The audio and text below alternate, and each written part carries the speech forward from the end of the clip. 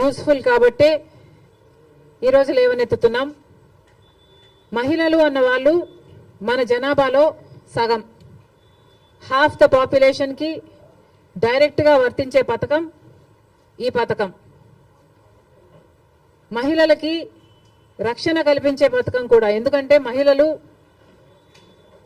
ఒక చోటు నుంచి ఇంకో చోటికి వెళ్ళాలి అంటే ఆర్టీసీ బస్సులో అయితే సేఫే కాకుండా ఈ పథకం ద్వారా ఫ్రీగా అయితే మహిళలు ఎక్కువ ఆర్టీసీ బస్సులలోనే ప్రయాణం చేసే అవకాశము వీలు ఉంటుంది. కాబట్టి వాళ్ళ పాపులేషన్ ఆర్టీసీ బస్సులో ఎక్కువ అయితే, సే ఫర్ ఎగ్జాంపుల్ ముందు భాగంలో మొత్తం మహిళలకని రిజర్వేషన్ ఉంది కాబట్టి మహిళలు ఎక్కువ భాగం అయితే, మోస్ట్ ఆఫ్ ద బస్ మహిళలు అయితే వాళ్ళకు సెక్యూరిటీగా కూడా ఉంటుంది. కాబట్టి మహిళలకు పనికొచ్చే పథకం ఈ పథకం. మరి ఈ చిన్న పథకాన్ని అమలు చేయడానికి చంద్రబాబు గారికి ఇంత సమయం ఎందుకు పడుతుందో, దీంట్లో విధి విధానాలు ఏముంటాయో, పరిశీలించాల్సింది ఏముంటుందో మాకైతే అర్థం కావటం లేదు. ఎందుకంటే విధి విధానాలు దీంట్లో పరిశీలించి చేయాల్సింది ఏముంటుంది? మహిళలు అన్నాక మహిళలందరికీ వర్తిస్తుంది, ఆడపిల్లలందరికీ వర్తిస్తుంది. మరి దీంట్లో విధులు విధానాలు ఏముంటాయి? బస్సులోకి ఎక్కుతారు, వాళ్ళకు ఫ్రీగా ప్రయాణం చేసే వెసులుబాటు కలిగించాలి. ఇది ఇంత సింపుల్ పథకం కాబట్టే రేవంత్ రెడ్డి గారు రెండో రోజే దీన్ని అమలు చేయగలిగారు. ఏ పథకమైనా అమలు చేయడానికి చిత్తశుద్ధి ఉండాలి. రాజశేఖర రెడ్డి గారికి ఆ చిత్తశుద్ధి ఉంది కాబట్టే రాజశేఖర రెడ్డి గారు ఉచిత విద్యుత్తు అంత తొందరగా మొదటి సంతకంలోనే వాగ్దానం చేశారు. కాబట్టి విధి విధానాలు ఏమీ ఆలోచించకుండా మేనిఫెస్టోలో పెట్టిన అంశం కాబట్టి వెంటనే అమలు చేయడం కూడా జరిగింది. మరి అలాంటప్పుడు మహిళలకు ఇంతగా పనికొచ్చే ఈ పథకాన్ని చంద్రబాబు గారు ఇంత సమయం ఎందుకు పడుతుందో సమాధానం చెప్పాలి. ఇవే కాకుండా చంద్రబాబు గారి సూపర్ 6లో మిగతా పథకాలకు కూడా చంద్రబాబు గారు వెంటనే అమలు చేయాలని డిమాండ్ చేస్తున్నాం. ఈరోజు కొత్తగా నిన్న చంద్రబాబు గారు ఇచ్చిన జియో ప్రకారము అమ్మకి వందనం అనే పథకం, అమ్మకి వందనం అనే పథకంలో చంద్రబాబు గారు వాగ్దానం చేసినప్పుడు ప్రతి తల్లికి ఎంతమంది బిడ్డలుంటే అంతమంది, ఒకరుంటే 15,000 వస్తుంది, ఇద్దరుంటే 30,000 వస్తుంది, ముగ్గురుంటే 45,000 వస్తుంది, నలుగురుంటే ఏకంగా 60,000 వస్తుంది అని చంద్రబాబు గారు ఊదరగొట్టి మరీ క్యాంపెయిన్ చేశారు. మరి ఈ స్కీమ్కు విధి విధానాలు ఎలా ఉంటాయి? చంద్రబాబు గారు నిన్న విడుదల చేసిన జీవోలో అయితే ప్రతి తల్లికి అని రాశారు.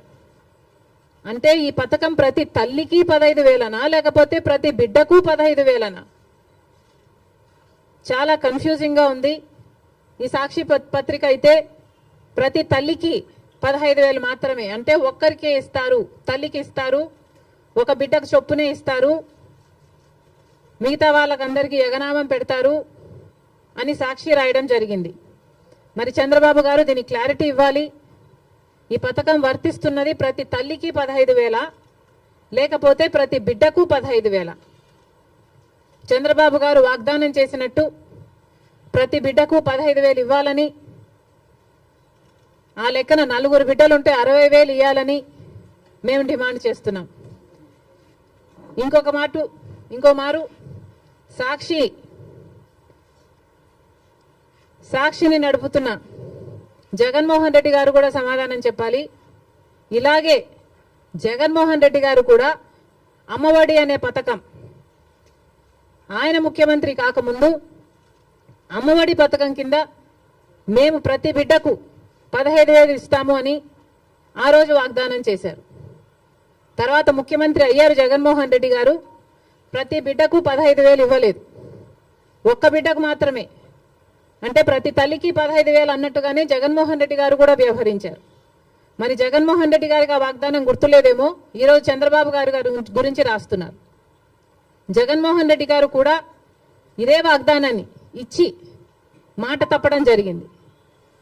తల్లికి 15,000 అని అనకుండా ఆ రోజు బిడ్డకు ఎంతమంది బిడ్డలు ఉంటే అంతమంది బిడ్డలకు 15,000 ఇస్తాము అని తాను చెప్పడమే కాదు, జగన్మోహన్ రెడ్డి గారి తరఫున క్యాంపెయిన్ చేసిన నేను కూడా నాతో కూడా అదే వాగ్దానమే చెప్పించారు. ఆ రోజుల్లో నేను కూడా జగన్మోహన్ రెడ్డి గారు ఈ పథకాన్ని అమలు చేస్తారు అని నమ్మి బాయ్ బాయ్ బాబు క్యాంపెయిన్లో నేను కూడా ప్రచారం చేయడం జరిగింది. కానీ జగన్మోహన్ రెడ్డి గారు ముఖ్యమంత్రి అయిన తర్వాత అమ్మఒడి పథకం కింద కేవలం ఒక బిడ్డకు మాత్రమే ఇవ్వడం జరిగింది.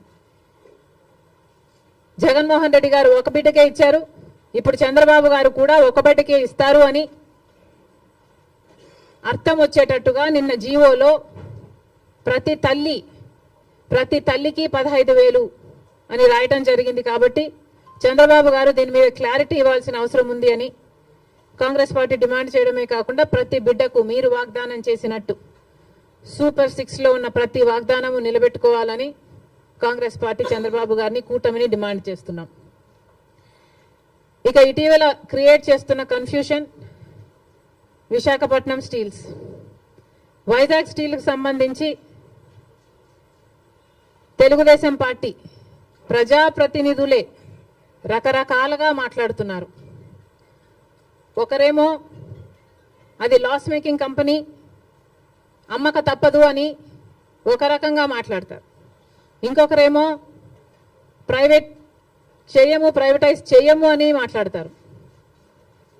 అసలు విశాఖ స్టీల్కు ఇంత ప్రమాదం ఎందుకు వచ్చిందో ఆంధ్ర రాష్ట్ర ప్రజలందరూ కూడా ఆలోచన చేయాలి.